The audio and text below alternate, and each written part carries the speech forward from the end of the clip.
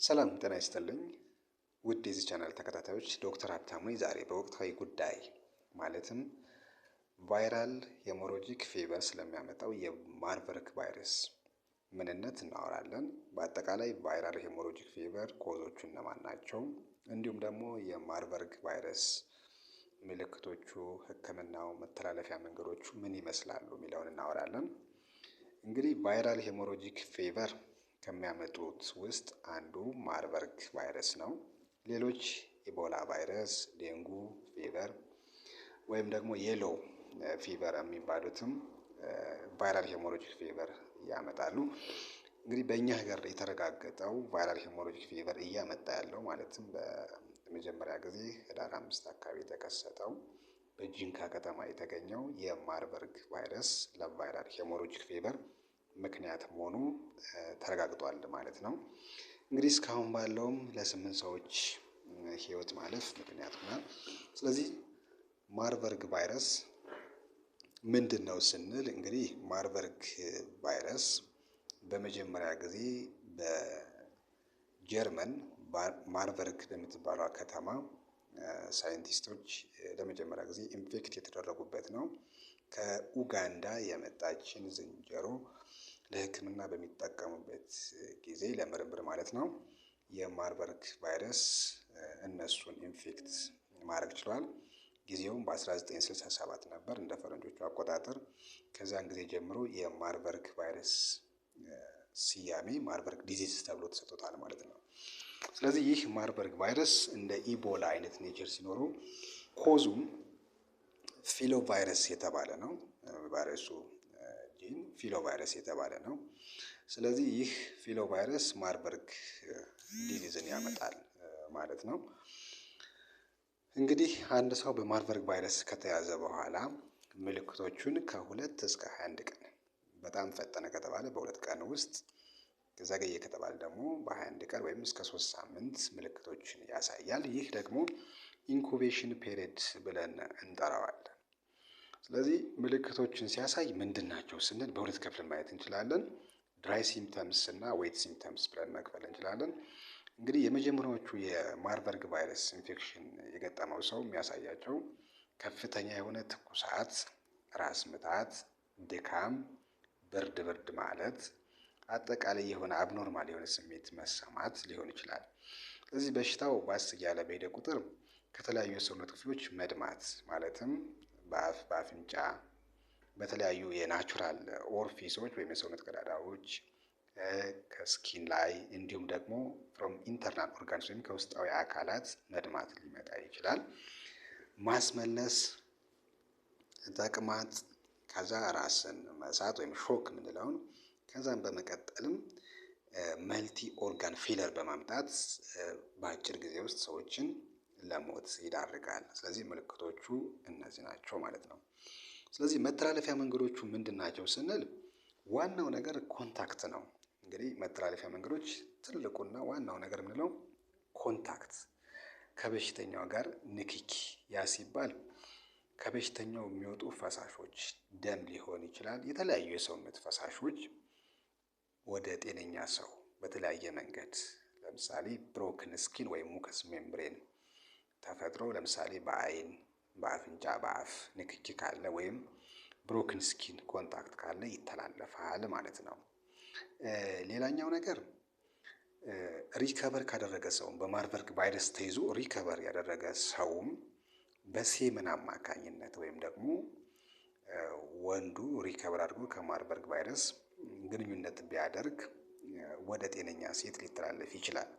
ደብሊውኤችኦ እንዳወጣው መረጃ መሰረት አንድ ሰው በቫይረሱ ተይዞ በተለይ ወንድ ከሆነ ከበሽታው ካገገመ በኋላ እስከ 7 ሳምንት ድረስ ቫይረሱን በግንኙነት ሊያስተላልፍ ይችላል ማለት ነው።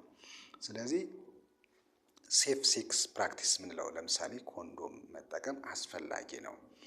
ይህንንም እያደረገ በየወሩ ናሙና እየሰጠ 2 ተከታታይ ከቫይረሱ ነፃ የሆኑ ምርመራዎችን ካሳየ በኋላ ግን ኖርማል ግንኙነት ማድረግ ይችላል። ይሄ ሪከቨር ላደረገ ሰው ነው። እንዲሁም ይህ ቫይረስ ነፍሰ ጡር ሴቶች ሆነው በማርበርግ ቫይረስ ከተያዙ በእንሽርት ውሃ በህፃኑና በእንግዴ ልጁ ራሱ የመገኘት እድል አለው። ይሄ ግን ኢንፌክሽኑ ዱሪንግ ፕሬግናንሲ ከተከሰተ ነው ማለት ነው። ሌላኛው ነገር በሽታውን የሚያስተላልፉት የሌሊት ወፎች ናቸው።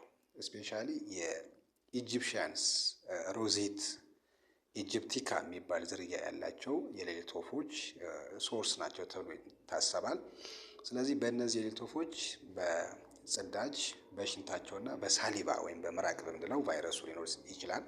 ስለዚህ እነዚህ ሰዎች የተለያዩ ሰራተኞች በተለይ ጫካ የማዕድን ቁፋሮ የሚሰሩ ወይም ጫካ ላይ ስራቸውን ያደረጉ ግለሰቦችን የሚነድፉበት አጋጣሚ ከተከሰተ በሽታውን ያስተላልፋሉ ማለት ነው። ስለዚህ መተላለፊያ መንገዶቹ በዛም በሉት በዚህ ኮንታክት ነው። ስለዚህ ሕክምናው ምን ይመስላል ስንል እንግዲህ የማርበርግ ቫይረስ እስካሁን ደብሊውኤችኦ ይህ ነው የሚባል ክትባት ወይም ደግሞ በሽታውን የሚያክም መድኃኒት የሌለው መሆኑን በግልጽ አስቀምጧል። ስለዚህ ሕክምናው ምንድነው? ሳፖርቲቭ ነው ወይም ደግሞ አጋዥ ነው።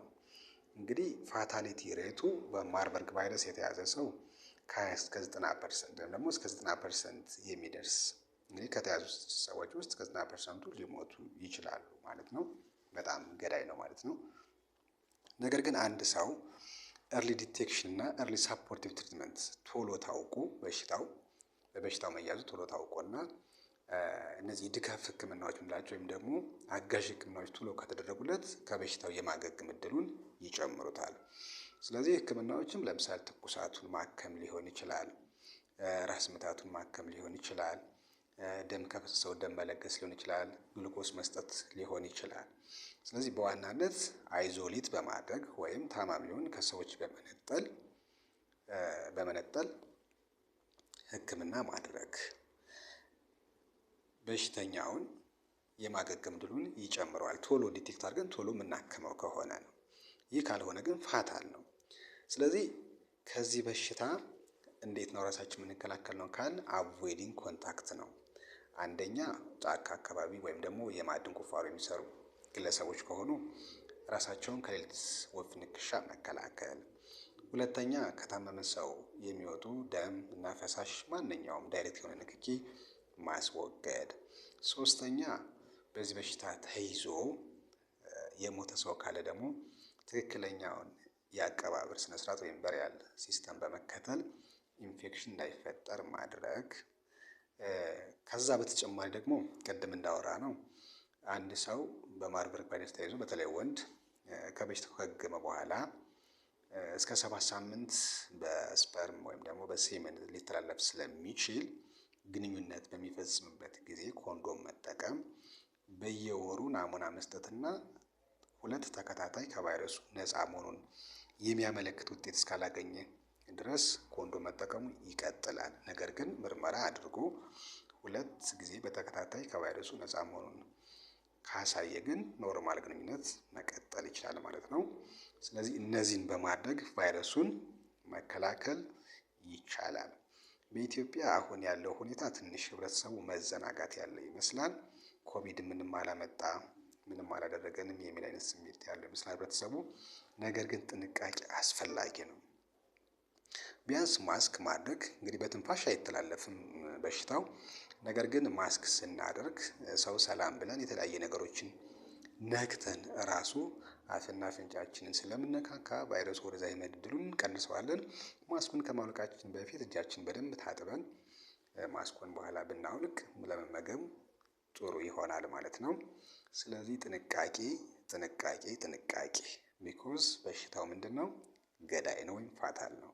ስላዳመጣችሁኝ አመሰግናለሁ። ለተጨማሪ መረጃ ፎሎው፣ ላይክ፣ ሼር አድርጉ።